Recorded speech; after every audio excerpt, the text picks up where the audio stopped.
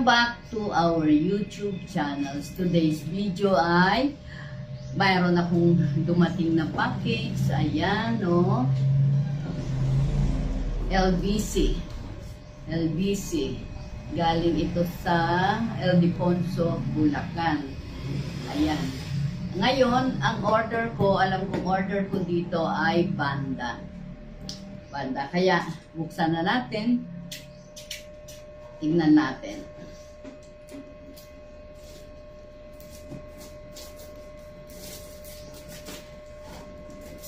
Yung dito niya, nakabukas na talaga. Siguro pinasisingaw.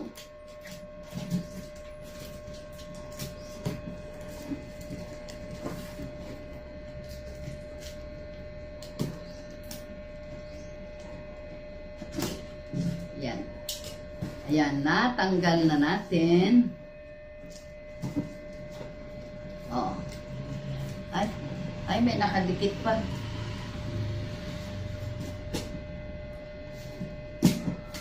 Okay. Okay, yan. Nakabukas na natin. Oh, may papel. Meron siyang, ayan, ganyan lang siya. Yan ang laman yan. Kaya lang, hindi ko siya mailalagay agad dun sa kasi umorder ako ng banda basket. Ito. Tanyo. Ito talagang rooted siya. Hindi kagaya yung ibang nabibili na isa lang na nakausling ganon. Yung cutting nila, andi dito nakakat pero may ugat lang na nakaganyan. Kaya ito iba ito. Maganda ang pagkano. At saka, ang niya, maayos. Kaya lang, siguro dahil nasa box, kaya nagkaroon na ng yellow. Pero sabi naman ng seller, tatanggalin ko yan at tutubuan ulit ng dahon. Ayan, isa na yan, ha? Ayan, ito pa isa. Pero ilang araw na to, buti na lang hindi siya no? May mga lahat siya, may mga pangalan na kasama. Kasi imported ito Banda Kolwa Fragrance of Thai. Thailand nga ito galing. Ayan. Pangalawa yan. May mga pangalan. Yung isa, Rahamo Hans ang pangalan niya. Ito naman. Ayan. Ano siya, lahat sila, rooted. Hindi siya yung cut. Tapos may umusling, lang. Ano naman itong pangalan nito? Banda Patch. Tapos, Wood Muan and Built Hair Trove. Yun ang pangalan na nakalagay dito. Ang hirap i-pronounce. Ayan. Pangilan na yan? 3 na yun, ha? Ayan. Tingnan nyo, magaganda kasi meron siyang parang mga bagong tubo. Pero ang importante, lahat sila may ugat.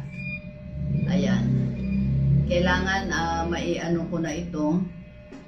Kasi yung basket ng banda mismo, hindi sa kung saan pwedeng idikit din ito sa driftwood. Kaya lang, yung driftwood ko ando dun sa lilim. Ang gusto nito parang nasisinagan. Ang pangalan naman nito ay si Banda Cool na Gold and Annex. Siguro gold ang bulaklak nito. Ang sabi, ito mamumulaklak to after 1 year, 12 months. Kasi ang ang aking in-order ay seedling. Kasi kaya ako gustong umorder ng seedling, gusto ko ako yung nakapagpabulaklak, hindi yung may bulaklak na. Ang pangalan nito ay si Tongcho. Yun ang pangalan nito, Tongcho. Ayan, nakita nyo. Ang dami niyang may mga na siyang maliliit dito, Ayan. Kasi ito, pagka may basket, igaganon sa basket yan. Tatayo siya sa basket. Para siya ay hindi, kasi hindi naman daw nilalagyan ito ng yung kukuhas o cube, kukuslam. Hindi daw kasi ayaw ng ugat niya. Gusto niya malayang nakaano. Kaya nga kung maaari nga idikit lang, meron ako dong slabs Hindi ko alam kung maidikit ko sa slab to ay okay sa kanya. Kasi open yan eh. Talagang didiligan maigit. Kaya ayan. Panglima ito ha, panglima. Ngayon, meron akong order. Ito. Vitamin nila to. Nakalagay dito, vitamins for orchids. 100% fertilizer concentrated, dissolved instantly in water. So, ang isang ganito ay isang 1 teaspoon kutsarita sa isang litrong tubig. Ayan, spray twice a week. Ayan. Kita nyo, dalawa yan. Ayan, o. Yan, yan lang yung aking, yun, ako natanggalan na ng dahon, oh. Natuyo na kasi ilang araw na sa box. Ayan, oh. Ayan, natanggal. Yan, nakita nyo to, oh. Wala nang laman. Yun yung ating in-unbox ngayon ay Banda. Banda Orchid. At ngayon, ito ay seedling. Ibig sabihin yan, talagang usually minsan 2 years pa yung iba bago mo mapapabulaklak yan. Kasi baby pa. Kumbaga sa kwan, baby pa yan. Kumbaga dun sa ibang mga binibili natin ay tawag natin doon budget meal. Ito, babies pa to kasi nasa seedling pa lang siya. Ganyan, oh. Ganyan lang kalaki. At ilalagay natin dun sa kanyang basket para naka-hang siya. Kasi ang gusto nito may hangin, may shade ng kaunting araw, at saka maalwas yung kanyang ugat. Hindi nilalagyan ng kung anong isisiksik dyan. Yun ang gusto nito. Kasi yung aking binubuhay dyan, alam nyo bang, nung binili ko yung parang cutting lang yata yun. Pero may mga ugat na siya. Okay naman na.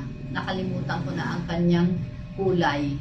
Kasi sa binili ko na nakasampu ako noon, isa lang ang nabuhay.